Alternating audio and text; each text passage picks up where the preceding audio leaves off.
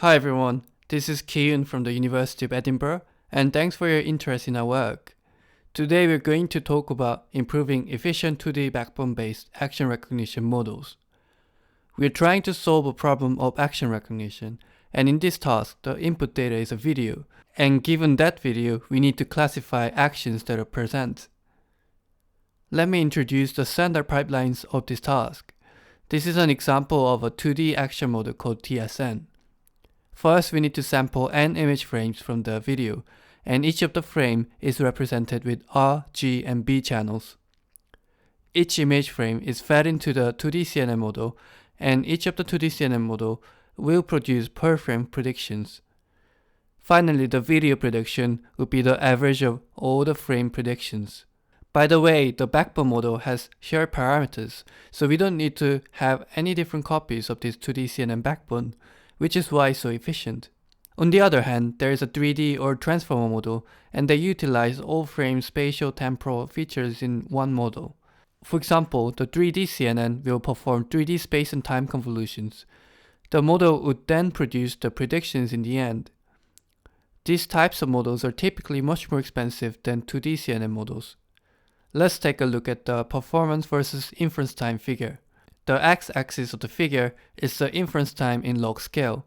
The y-axis is the performance of the model in accuracy. The line here you see are all 2D CNN based models, and they perform blazingly fast while having a competitive performance as well. On the other hand, the other models can take hundreds of times more time to train and test. Our goal is to improve these efficient 2D CNN models by this much. Let me start introducing our methods. In this example, we have an 8-frame model that takes 8 images as an input. We first need to sample 8 frames from the video. The baseline RGB representation of the 8 image frames looks something like this. In our time color reordering method, we reordered the frames and the color channels to look something like this. Notice that each frame in this representation contains 3 time frames of information. As an exception, the last 2 representations have duplicates of the last frame because we didn't have access to the future frames. To fix the duplication issue and generate more consistent representation for all frames, we also propose a variation of TC reordering called TC plus 2. Here we sample 10 RGB frames, and notice that we are sampling 2 more frames than before. We form 8 frame TC plus 2 reordered images, and this video representation has each image with 3 frame information consistently. The next method is inspired by the fact that humans don't have issues recognizing action in grayscale videos, as you can see in these videos. Can you tell what they're doing even though you don't have color information? Is color really necessary in action recognition? By foregoing the ability to reason about color, we can instead sample more frames. Here we sample 9 RGB frames, and first we converted them into grayscale.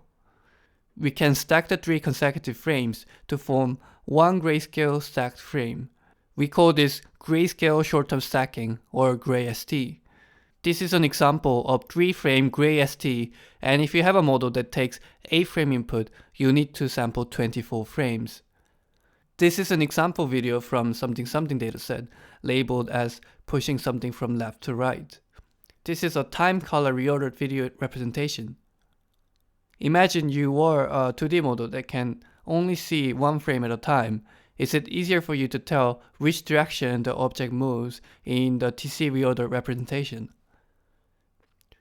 This is a GrayST representation, and it has more fine information than TC reordering because we sampled more frames. It has been known that many action datasets have object and scene bias, which means that even if we hide the actors or actresses from the videos, we can still tell the action by the background or the object in the video. This can give extra advantages on 2D model performances, which is misleading. Since we wanted to prove that our methods capture more temporal information, we chose to evaluate on more temporal, challenging datasets. The first dataset is called something something. You can see that the labels focus more on the action than the object and the scene. Another dataset is called Cater. This is challenging because it involves multiple objects and their actions, plus temporal ordering of every pair of actions in the video. The K2 dataset comes with static and camera motion version. We mainly focus on these 4 2D networks. TSN is the one I showed you earlier, where it just averages the prediction of 8 different image classification results. TRN has a relational reasoning at the end of the model. The TSM shares CNN feature information throughout the frame in the backbone. Lastly, MVFnet adds channel-wise convolution, for example, height and width convolution, height and time convolution, and width and time convolution, instead of treating height, width, time 3D convolution like 3D models would do. This is an experiment results on the something something dataset. The x-axis is the model we use, and the y-axis is the accuracy difference compared to using RGB sampling. So by using our sampling method TC, TC plus 2, or GrayST, we can improve up to 20% of accuracy using the TSM model. However, the more temporal reasoning the model already has, the improvement is not as significant, although we still see consistent improvement overall. Here's a result on something something version 2, and the trend is very similar. It has a bigger improvement on the more naive model, but once it has more temporal reasoning already, the improvement becomes not as significant, but we still see consistent improvement overall. The result on the K2 dataset tells us the same thing. With TSN, we see up to 24% of improvement, and the improvement becomes less significant when it comes to TSM or MVFnet. However, we still see consistent improvement overall. Lastly, there's K2 camera motion dataset that involves heavy camera motion throughout the video.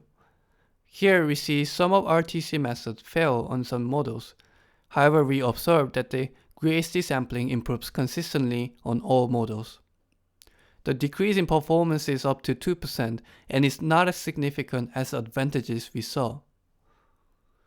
In summary, we improve performance of efficient 2D action models while incurring no additional computational cost, not modifying the underlying model, so the methods are compatible to most existing architectures.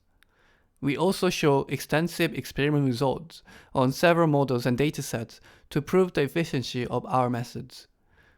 Thank you so much for watching the video and having interest in our work. Please check out our paper for more results on more datasets. The GitHub page includes the link to the paper as well. Thank you.